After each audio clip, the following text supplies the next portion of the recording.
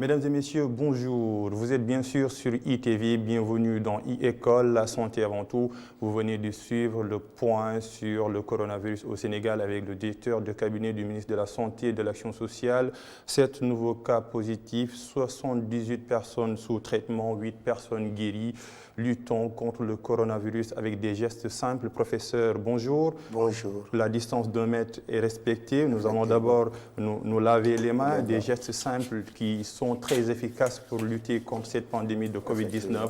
Restez chez vous et suivez e-École. Aujourd'hui, nous allons enchaîner sans pourtant perdre de temps. Hier, on avait fait un cas pratique qui concerne le roman. Le sujet était ici. Il parle un peu de 3 parties. Rappel en ce qui concerne la première partie, c'était comment le roman est-il une œuvre d'imagination. C'était ça. Merci beaucoup. Alors, il faut le dire toujours, continuons de rester à la maison. Oui. Les élèves, profitez du temps que vous avez, parce qu'il ne s'agit pas de vacances, Oui. n'est-ce pas? Il s'agit d'un arrêt d'activité. Il y a une crise qui se passe. Alors donc, les élèves peuvent quand même rester à la maison, suivre les émissions pédagogiques et surtout également profiter du temps pour lire surtout les œuvres au programme. Surtout. Voilà. Il n'y a pas de manque de temps. Vous avez tout le temps pour lire au-delà même des œuvres au programme. Les œuvres qui touchent les domaines, que ce soit la philosophie, l'histoire et la géographie, le français, les mathématiques et tout cela, et savoir utiliser son temps, savoir bien se confiner. Effectivement. Et on va enchaîner avec la deuxième partie du sujet, le roman. Et la question est la suivante. Comment le roman est-il une œuvre qui nous divertit? C'est ça. Voilà, justement, après avoir vu que le roman est un reflet de la réalité, Oui. après avoir prouvé et montré que le roman donc, nous renvoie notre propre image, mais également celle de la société. D'ailleurs, actualité oblige, quand on parle vraiment du roman qui reflète la réalité, on se rend compte que le roman, on se rappelle, n'est-ce pas, du roman de Albert Camus. Oui.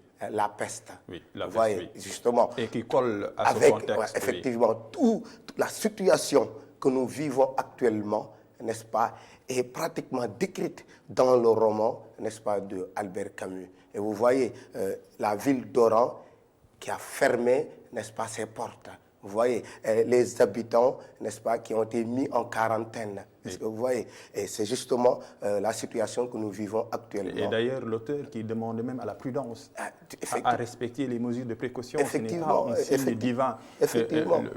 Cette maladie se guérit, se soigne à travers la discipline, le respect des mesures de précaution. Justement, naturellement. Et ceci, on le voit à travers les personnages. Les personnages nous ressemblent. C'est ça que nous avons montré. Vous voyez, le docteur Rieu, c'est le personnage principal. Mais il y a combien de docteurs Rieu actuellement au Sénégal qui luttent contre ces fléaux? Et bravo à ces blouses blanches qui ne dorment plus et qui luttent contre ces pandémies. Voilà, effectivement. Et ça, c'est le rôle de la fiction. Justement. Ce sont le rôle même des auteurs qui sont des guides, des prophètes. Imaginez une sorte de pandémie comme la peste qui a eu lieu même au Sénégal dans les années, dans les années de guerre et qui a ravagé beaucoup de personnes. Et c'est le rôle des écrivains d'être des guides. Effectivement. Et ceux qui alertent. Effectivement. Et il disait de la peste que c'est une maladie certes, mais il y a des mesures de prévention pour lutter contre cette maladie-là. Ce n'est pas un signe divin, le chapelet oui, mais les mesures de prévention oui. Et actuellement, on s'adapte au contexte. Et d'ailleurs, quand vous parlez du chapelet, il y a un autre personnage dans ce roman-là qui s'appelle le père Panelou. Le père Panelou, justement, qui voit dans ce fléau-là ce qu'on appelle une punition divine, un châtiment divin. Vous voyez? Et il y a un autre personnage qui nous intéresse, Cotard. Cotard, c'est qui? C'est le cynique qui va profiter de la situation. Et vous voyez qu'actuellement, il y a des gens qui profitent de la situation. Tous les éléments se présentent. Justement, vous voyez, donc ce roman-là reflète exactement, n'est-ce pas, notre réalité. Vous voyez, après avoir prouvé que le roman donc, est miroir, nous allons montrer que le roman accorde une importance à l'imagination. L'imagination est pratiquement sine qua non, on va dire indispensable dans le roman. Et pourquoi? Je l'avais dit d'ailleurs, sinon il n'y a plus de roman. Le roman se réduirait alors à un simple document. Le roman se réduirait alors à un mémoire. Oui. Vous voyez? Alors, ce qui fait d'ailleurs que le roman n'est pas un journaliste. Il n'est pas tenu par le romancier n'est pas un journaliste. Oui. Je veux dire que l'autre, parce qu'il informe, parce qu'il se documente, il est presque un journaliste. Mais il ne l'est pas. La différence entre un journaliste et un romancier, c'est que le journaliste est tenu par le souci de dire la vérité. Les faits sont sacrés, oui. L'historien également est tenu par le souci de dire la vérité et de se documenter. Oui. Par contre, le romancier, après l'observation, qu'est-ce qu'il va faire? Mais il va imaginer. Et d'ailleurs, c'est ça l'importance de la troisième partie. Oui. C'est justement pour vous dire que l'imagination est très importante pour qu'on puisse parler de roman. Et cette imagination favorise ce qu'on appelle le divertissement. C'est ça que nous allons montrer tout à l'heure, qu'à partir de la fiction, et bien sûr, le roman est un genre propice à l'évasion, propice à la distraction. C'est l'objet de notre, n'est-ce pas, deuxième partie que nous allons voir tout à l'heure avec des exemples précis. Et dans la deuxième partie, il y a l'imagination, il y a le divertissement. Ces deux mots sont-ils opposés ou bien il y a une articulation entre l'imagination et le divertissement? Et d'ailleurs, les élèves y mettent encore l'évasion. Ces termes-là, on les utilise. Est-ce qu'ils sont pareils? Non, pas tout à fait. Alors, quand on parle d'imagination, ça, on est en train de parler de quelques caractéristiques du roman. Hein. Oui. Alors, quand on parle de divertissement, on est dans les fonctions. Oui. Alors, dans les fonctions, il y a le divertissement et l'évasion.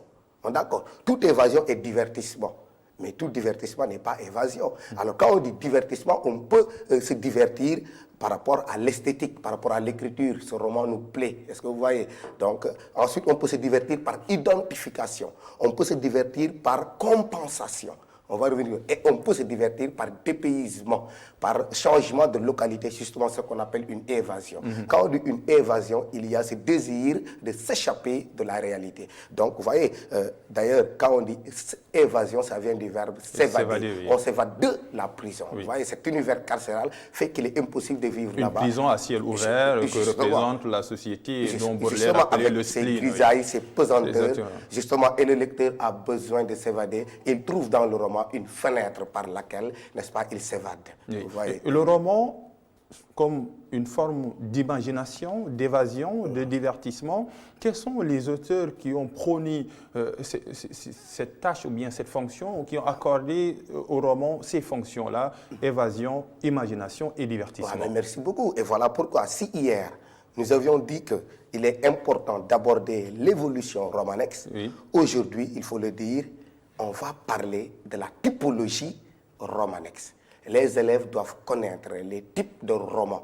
C'est très important. Oui. Cela permet déjà de retrouver les exemples et les idées qu'il faut. Alors, il y a des romans, n'est-ce pas, typiques pour divertir, pour évader. On va parler des romans d'aventure, des romans policiers, des romans fantastiques. C'est possible de les mettre au tableau, c'est possible. Bien sûr, oui. bien sûr. Allez-y, c'est plus pédagogique. Voilà, justement. Oui. Voilà. On parlait tout à l'heure de la typologie. De la typologie romanesque. D'accord. Oui. Justement, donc, alors, ce sont les types de romans. Alors, ces types de romans-là permettent alors à l'élève de pouvoir très rapidement voir les exemples qui l'intéressent. Alors, quand on dit les types de romans, qu'est-ce qu'on retrouve alors? Les romans d'aventure, oui. Les romans de science-fiction. Donc, les romans d'aventure. Les romans, n'est-ce pas, d'aventure, on peut citer par exemple Le Tour du monde en 80 jours de Jules Verne. Oui. Est-ce que vous voyez? Oui. Et quand on parle également d'autres types de romans, on pense aux romans de science-fiction, mais surtout, je dirais, les romans fantastiques. Les romans fantastiques. Et quand je dis les romans fantastiques, je peux penser déjà à un roman, n'est-ce pas, qu'on appelle des romans vampiriques. Pourquoi? Parce que le personnage est un vampire. Je veux parler de Dracula. Dracula, oui. Dracula. Non, Dracula de qui? De Bram Stoker. Bram Stoker. Ça, ce sont des exemples qui servent d'illustration aux élèves pour développer cette partie, le roman est une œuvre d'imagination, de divertissement ou d'évasion. Justement. Et d'ailleurs, si vous le savez, il y en a d'autres, hein, les romans policiers, Agatha Christie. Oui. Est-ce que vous voyez, n'est-ce pas, et vous retrouverez ce qu'on appelle La mort dans les nuages d'Agatha Christie. Est-ce que vous voyez, ou bien les 10 petits nègres. Alors, l'élève, quand il commence, doit d'abord montrer la part de la fiction. D'ailleurs, c'est Julien Gracq qui le dit. Il dit, quand il n'est pas songe, le roman est mensonge. Est-ce que vous voyez? Donc, c'est important de rappeler ces citations, rimées d'ailleurs, quand il n'est pas songe, le roman est mensonge. Oui. Vous voyez, cela nous prouve alors qu'avant d'être réalité, le roman est avant tout une fiction.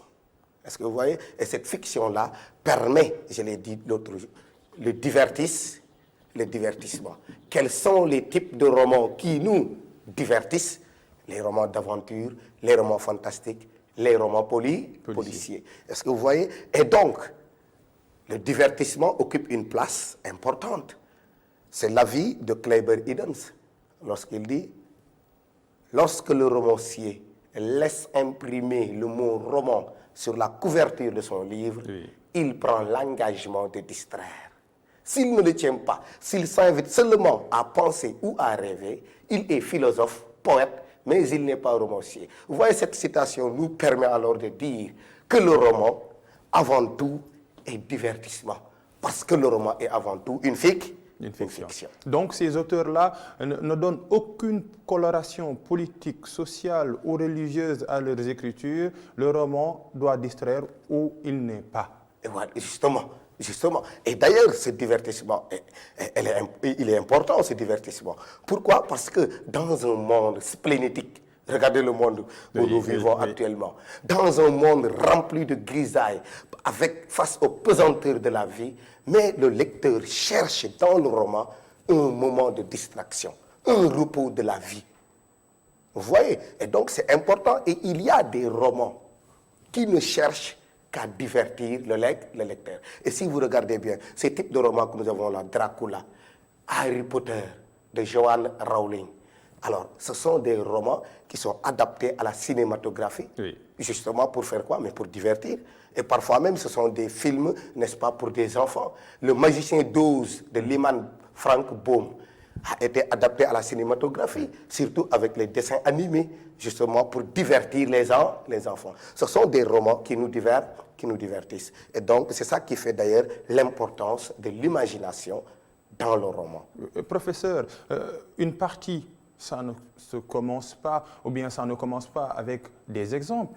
Il y a une hiérarchisation à respecter dans le texte argumentatif. On ne peut pas commencer par donner des exemples. Il y a d'abord l'idée directrice, il y a des arguments, ensuite des exemples. Et c'est ça qui fait qu'avant même de... J'ai parlé des types. Voilà pourquoi j'ai voulu un peu parler de l'imagination. Il faudrait pour l'élève d'abord, avant d'arriver directement aux exemples, mais d'expliquer ce qui fait l'importance, ce qui fait la valeur de l'imagination dans le roman.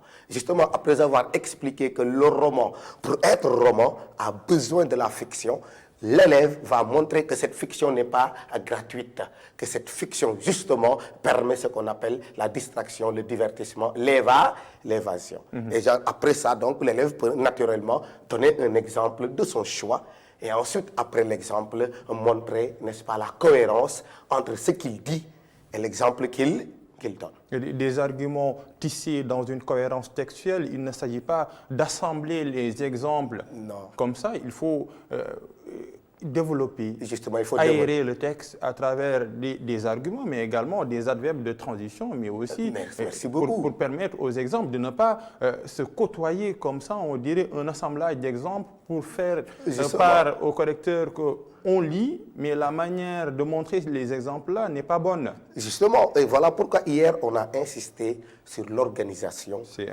du développement. Un développement organisé. Vous avez parlé de phrases de transition.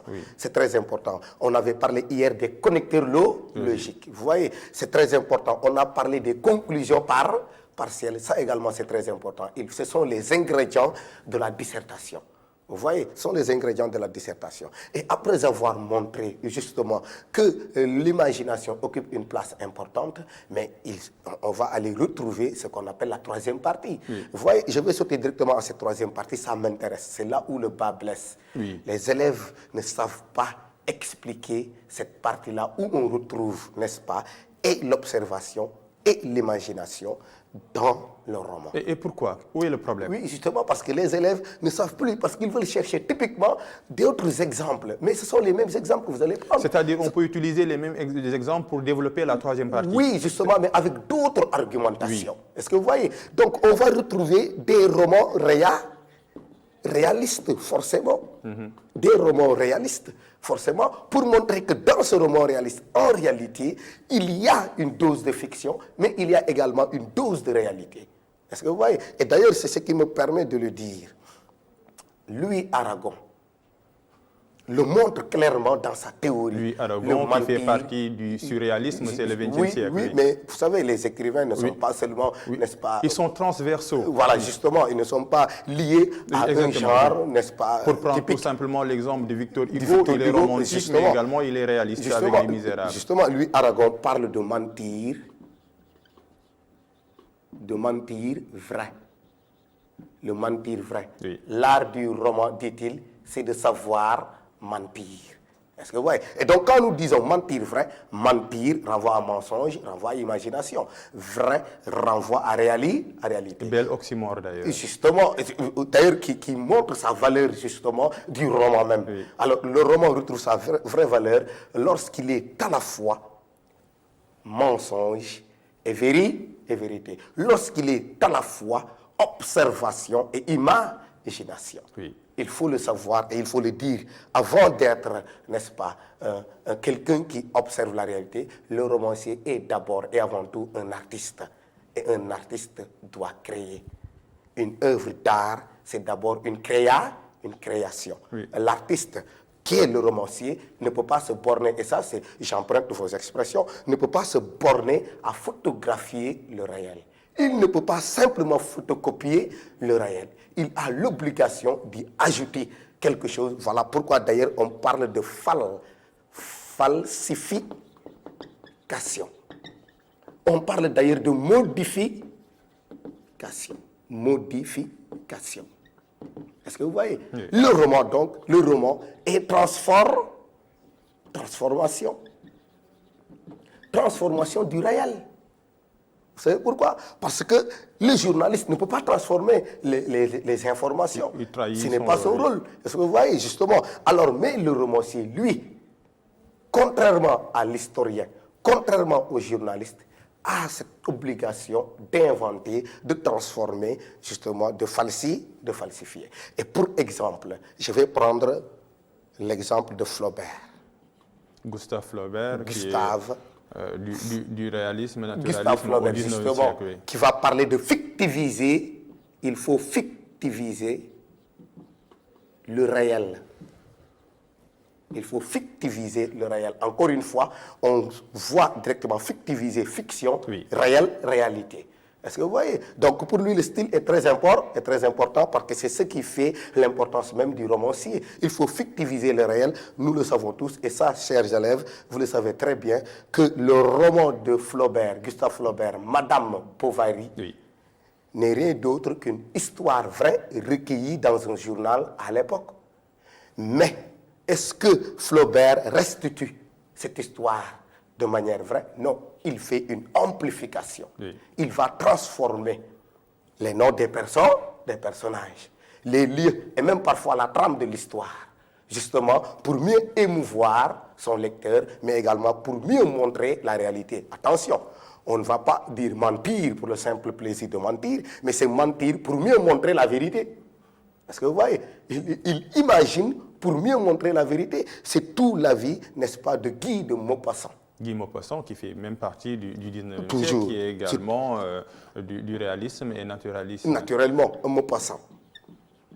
Alors, Guy de Maupassant, dans la préface, oui. N'est-ce pas, de Pierre et Jean, dit ceci, et c'est très important. C'est ça qu'il faut voir. Il dit, le réaliste, s'il est un artiste, vous voyez, le réaliste, virgule, s'il est un artiste, virgule, vous voyez la mise en évidence, cherchera non pas à nous donner une photographie banale de la vie, mais à nous en faire la vision plus complète, plus saisissante, plus probante que la réalité même. Est-ce que vous voyez? Une syntaxe qu'on demande aux élèves dans les phrases de transition pour passer d'une idée à une autre, d'une thèse à l'antithèse.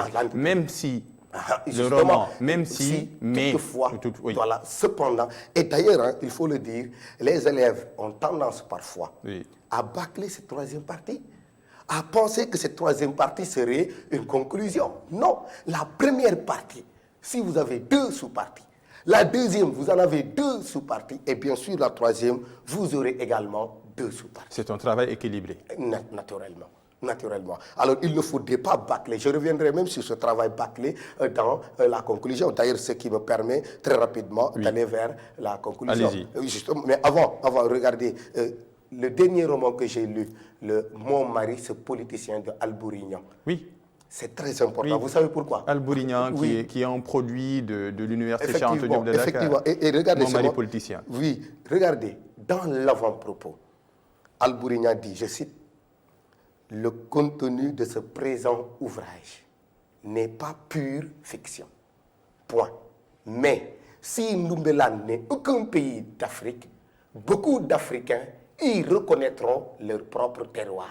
Oui. Est-ce que vous voyez ce qu'il veut dire par là? Oui. C'est sûr, quand il dit qu'il n'est pas pure fiction, et dans fait des citations, quand il n'est pas pure fiction, ça veut dire qu'il y a une dose de réalité. Oui. Ndoumbelane n'existe pas. Mais il y a combien de pays d'Afrique qui sont des pays de Ndoumbelane?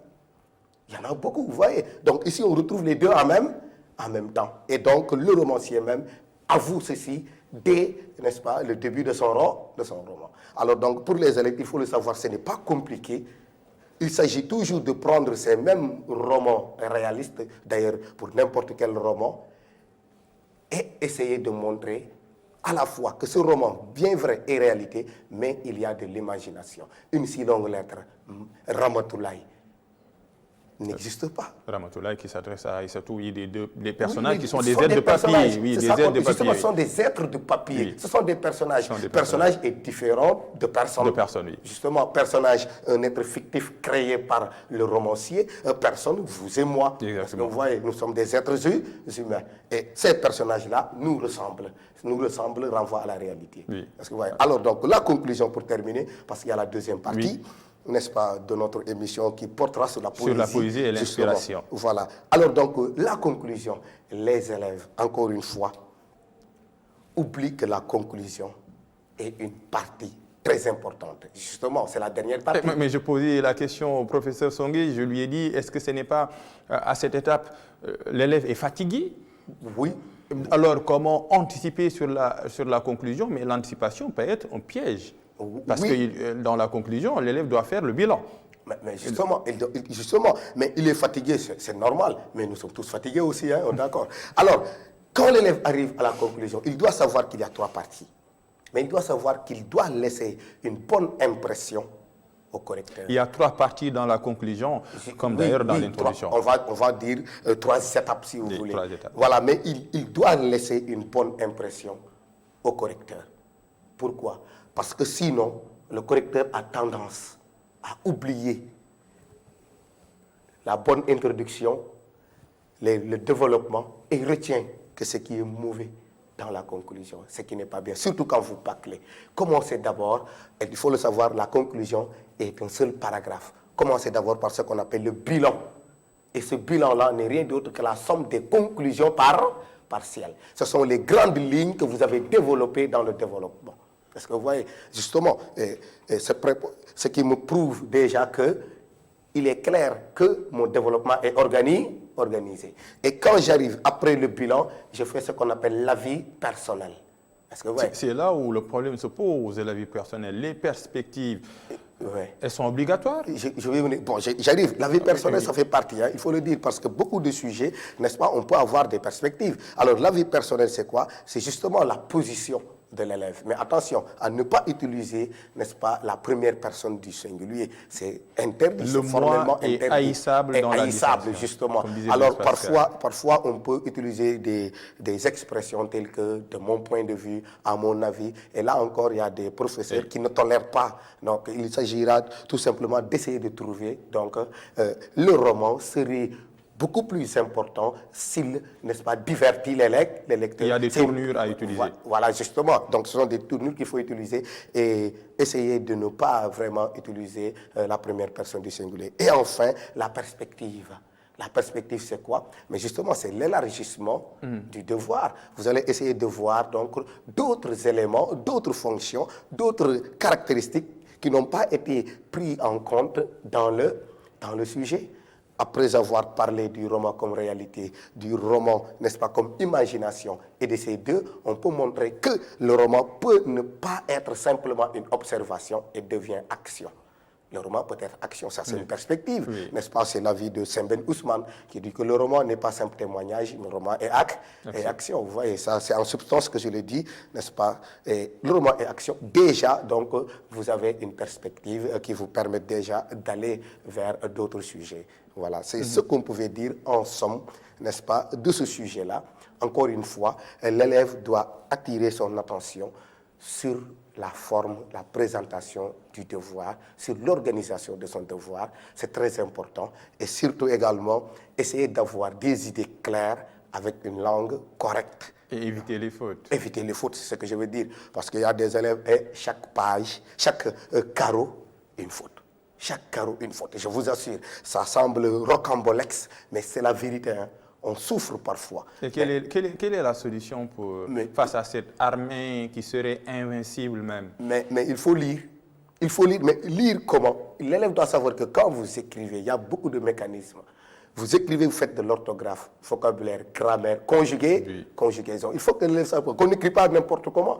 Non, non, on écrit, mais doit savoir que vous avez appris la grammaire, vous avez appris le vocabulaire, l'orthographe, n'est-ce pas, la conjugaison et tout, n'est-ce pas? Alors, nous allons terminer et parler un peu de la poésie. Et c'est la dernière partie, nous n'avons que 3 minutes maximum pour parler de la poésie. Et un seul aspect, c'est l'inspiration du poète. Justement, ce qui m'intéresse. Alors, pourquoi on a voulu parler de la poésie? Parce que parfois, les élèves pensent que, n'est-ce pas, on peut jouer à la loterie. L'année dernière, c'est le théâtre qui était sorti.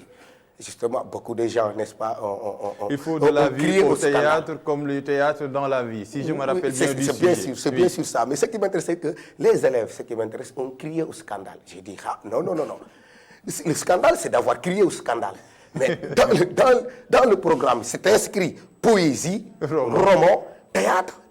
Donc, et c'est ce qui nous montre alors qu'on doit terminer notre programme et surtout faire toujours en sorte également au professeur. Oui, bien sûr, c'est ça que je veux montrer d'ailleurs. Hein, ça que je veux montrer. Que le professeur doit, avec cette même, n'est-ce pas, engouement, faire la poésie, le roman, mais également le théâtre. Il ne faut pas bâcler le théâtre, c'est pas possible. Parce que c'est la dernière partie, ce n'est pas possible. C'est pas bien, ce n'est pas vraiment servir l'élève. L'élève doit être dans les dispositions claires, n'est-ce pas, pour passer le bac. Est-ce que vous voyez? Et donc, ce qui me permet de parler de la poésie. Pourquoi poésie? Parce que c'est très important. Oui. On va parler de l'inspiration. J'ai choisi de parler de l'inspiration parce qu'avant d'être création, la poésie est d'abord inspiration. Et ces inspirations permettent déjà de parler des fonctions. On le dit par définition que la poésie vient du mot grec poiein qui signifie créer, fabriquer, inventer. Mais, je l'ai dit tout à l'heure, la poésie avant tout inspiration. Qu'est-ce qui inspire le poète? Qu'est-ce qui pousse le poète à écrire? Il y a ce qu'on appelle l'inspiration divine, l'inspiration par les muses. Vous voyez? Donc, le poète, n'est-ce pas, il y a un Dieu, n'est-ce pas, qui lui dicte les vers. Voilà pourquoi Platon disait dans Ion, Platon, tant qu'il n'a pas reçu ce don divin, tout homme est incapable de faire des vers et de prédire des oracles. Est-ce que vous voyez? Donc, le poète, n'est-ce pas, il y a un Dieu qui lui insuffle les vers qu'il écrit. Voilà pourquoi je cite tantôt Serigne Moussa Ka. Et bien sûr, vous aimez les écrivains africains, mais ici, on va parler de Serigne Moussa Ka, quand il va écrire Jassa Ousakor ou Djériji ou Jassa Ousakor ou Gédji. Serigne Moussa Ka dit, en Wolof, indi len khalima mangi taw. Oui. Est-ce que vous voyez? Justement, ce qu'il veut dire, c'est qu'il déborde d'inspiration. D'où lui vient cette inspiration-là?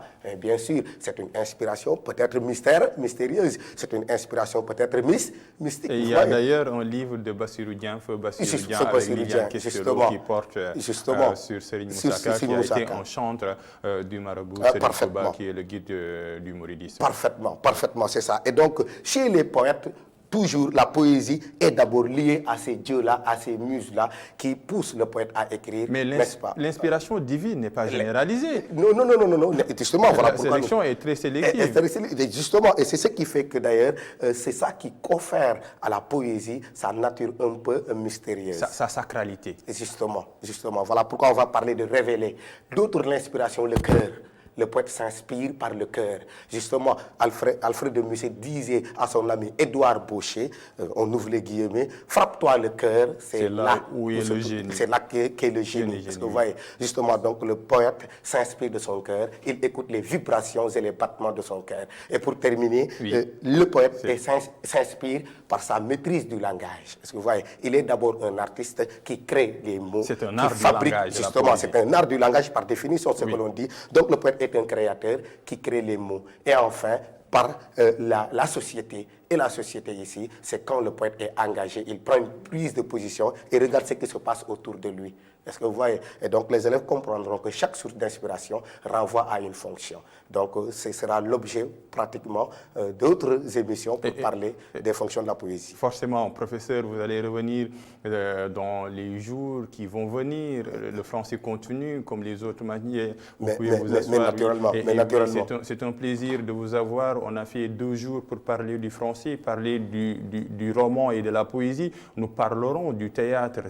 On anticipe sur les deux pour tout simplement se mettre au même pas que les élèves, parce que les élèves n'ont pas encore fait le théâtre, c'est ça? Effectivement, c'est ça. Mais également, n'ont pas fait le théâtre, mais aussi il y a les exercices littéraires qu'il ne faut pas oublier. Il n'y a pas que la dissertation, il y a le commentaire, il y a le résumé. Parce qu'on ne sait jamais, en cas de ouïaïoï, que l'élève puisse passer, n'est-ce pas, faire un commentaire ou bien le résumé. Il n'y a pas que la dissertation. Qui va en guerre doit se munir. Justement, c'est ça que j'ai dit à mes élèves. Il faut avoir toutes les armes, parce que si tu dis je vais faire automatiquement dissertation, tu y vas, tu tombes sur un sujet sur le théâtre. Mais qu'est-ce qui se passe? Tu n'as jamais fait de résumé, tu n'as jamais fait de commentaire. Mais tu t'es pendu, c'est justement ce qu'on ne veut pas que ça arrive. Les élèves doivent être à l'aise avec les exercices littéraires. Et quand je dis avec les exercices littéraires, c'est tous les exercices littéraires. Je dois être à l'aise avec la dissertation, à l'aise avec le résumé suivi de discussion et être à l'aise avec le commentaire de texte. Donc ça également, c'est très important. Il s'agit de le souligner aussi. Professeur, merci. Merci beaucoup. IECOL mène la guerre spirituelle contre le coronavirus. IECOL mène également la guerre sanitaire contre cette épidémie. Se laver les mains, restez chez vous, lisez, retenez, mais également exercez-vous. IECOL revient demain avec le professeur d'histoire et de géographie. Oui, toutes les matières ou bien les matières phares seront au menu dans IECOL. C'est pour vous servir dans ce contexte très difficile, mais ensemble nous vaincrons.